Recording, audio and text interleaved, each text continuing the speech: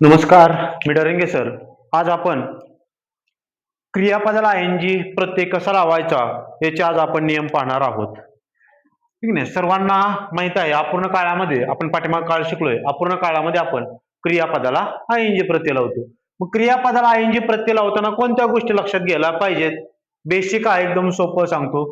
सर्वसामान्यपणे क्रियापदाला आयएनजी प्रत्यय लावत असताना सर्वसामान्यपणे क्रियापदाला आयएनजी प्रत्यय लावत असताना क्रियापदाचं जे मूळ रूप आहे, आता गो हे क्रियापदाचं मूळ रूप आहे, या मूळ रूपाला आपण आयएनजी प्रत्यय लावतो. किंवा प्ले हे क्रियापदाचं मूळ रूप आहे, या प्ले ह्या क्रियापदाला आपण आयएनजी प्रत्यय लावतो. सर्वसामान्यपणे आपला सर्वसामान्य नियम आहे की आहे त्या क्रियापदाच्या मूळ रूपाला आपण आयएनजी प्रत्यय लावतो. समजा क्रियापदाचं जर दुसरं रूप असेल प्लेड, या प्लेडला आपल्याला आयएनजी प्रत्यय लावता येणार नाही. आपल्याला क्रियापदाला आयएनजी प्रत्यय लावायचा असेल, आपण जेरंड करत असताना किंवा अपूर्ण काळामध्ये क्रियापदाला आयएनजी प्रत्यय लावतो. मग तो आयएनजी प्रत्यय कसा लावायचा?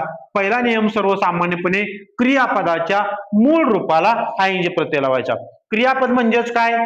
ज्या शब्दामध्ये काहीतरी क्रिया आहे त्या क्रियापदाला त्याला आपण काय म्हणतो? क्रियापद असं म्हणतो. ज्याच्यामध्ये काहीतरी क्रिया आहे त्याला आपण क्रियापद असं म्हणतो. आपण नाउनला आयएनजी प्रत्यय लावतो का? नाही. आयएनजी प्रत्यय कोणाला लावतो? फक्त क्रियापदाला. मग क्रियापदाच्या मूळ रूपाला आपण आयएनजी प्रत्यय लावतो. हा सर्वसामान्य नियम आहे. दुसरा नियम, जर क्रियापदाच्या शेवटी ई हे अक्षर आलं असेल, क्रियापदाच्या शेवटी ई हे अक्षर आलं असेल तर ते जे ई आहे त्या ई चा लोप करायचा, ई काढून टाकायचं आणि क्रियापदाला आयएनजी प्रत्यय लावायचा. उदाहरणार्थ एम ए के ई, इथं ई आले, ई काढून टाका आणि आयएनजी प्रत्यय लावा. क्रियापदाला आयएनजी प्रत्यय झाला मेकिंग. हा दुसरा नियम पाहतोय. दुसरं उदाहरण आहे बघा, राईट, WRIT, शेवटी ई आले, ई काढा आणि क्रियापदाला आयएनजी प्रत्यय लावा. तुमचं रूप झालं WRITING, रायटिंग. हा मी तुम्हाला दुसरा नियम सांगितला. पहिला नियम सर्वसामान्यपणे मूळ रूपाला आयएनजी प्रत्यय लावा. दुसरा नियम, जर क्रियापदाच्या शेवटचा अक्षर ई आला असेल, ई काढा आणि क्रियापदाला आयएनजी प्रत्यय लावा. पुढचा नियम आहे, जर क्रियापदाच्या शेवटी आता फक्त ई नाही आय ई आला असेल, क्रियापदाच्या शेवटी आय ई शेवटी यायला पाहिजे, मध्ये नाही.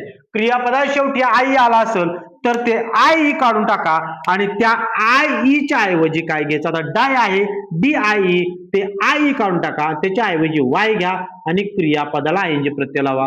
हे झालं डाय. दुसरा आहे लाय, LIE, शेवटी आय ई आलेला आहे, हे आय ई काढून टाका आणि हे आय ई काढून क्रियापदाला आयएनजी प्रत्यय लावा. तो प्रत्यय होईल LYING, लाई. हा आपण तिसरा नियम पाहिला. पुढं, जर क्रियापदाच्या शेवटचा अक्षर व्यंजन असेल आणि त्या अगोदर जर एक स्वर आला असेल, क्रियापदाच्या शेवटचं अक्षर व्यंजन असेल, त्या अगोदर फक्त एक स्वर आला असेल तर काय करायचं बघा. क्रियापदाचे शेवटचं अक्षर व्यंजन, व्यंजन म्हणजेच काय? आपले स्वर कोणते आहेत इंग्रजीमध्ये? AEIOU, हे 5 काय आहेत इंग्रजीमध्ये? स्वर आहेत आणि हे स्वर सोडून बाकी सगळे व्यंजन आहेत. इंग्रजीमध्ये स्वर कोणते आहेत? AEIOU, हे 5 स्वर आहेत.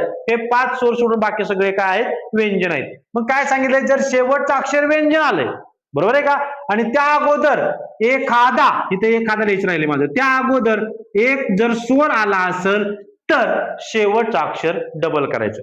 आता या उदाहरणामध्ये बघा, CUT, कट, हे शेवटचं अक्षर काय आहे? या स्वरापैकी आहे का शेवटचं अक्षर? नाही. हे काय आहे? व्यंजन. शेवटचं अक्षर व्यंजन, त्याच्या अगोदर स्वर AEIOU, त्याच्या आधी काय आलंय? यू आलंय, बरोबर आहे का? शेवटचं अक्षर व्यंजन आहे, त्या आधी जर एकच स्वर आला असेल तर शेवटचं अक्षर डबल करायचं. म्हणजे तर काय झालं? CUTTING, cutting. कळलं का? बघा, इंग्रजीमध्ये 5 स्वर आहेत, AEIOU, इंग्रजीमध्ये 5 स्वर आहेत. जर शेवटचं अक्षर व्यंजन आलं आणि व्यंजन अगोदर एकच स्वर आला असेल तर शेवटचं अक्षर काय करायचं? डबल करायचं.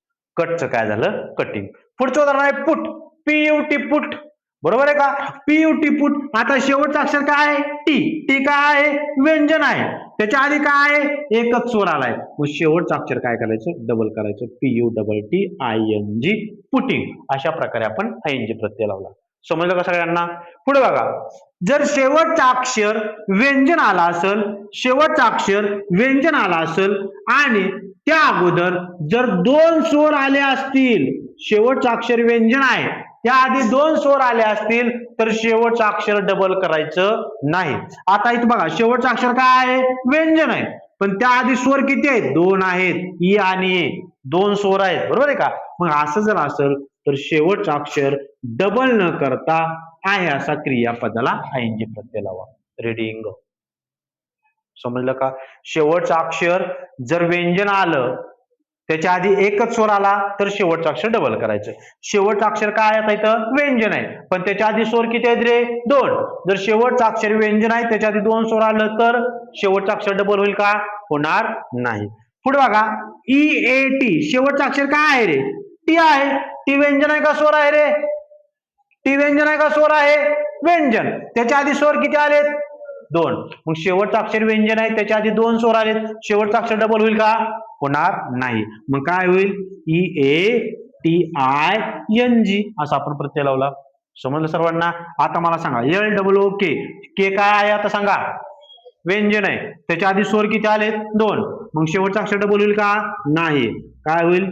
L double O K I N G. समजलं का?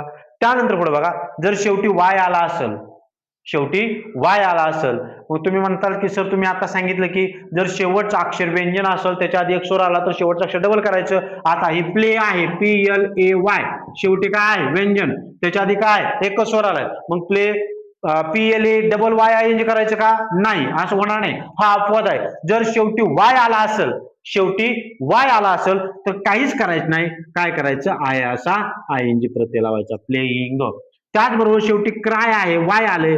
जर शेवटी वाय आला असेल तर आहे असा आयएनजी प्रत्यय लावायचा. हे वरील नियम सोडून बाकी आपण काय करतो? सर्वसाधारणपणे क्रियापदाला काय करत असतो? आयएनजी प्रत्यय लावत असतो.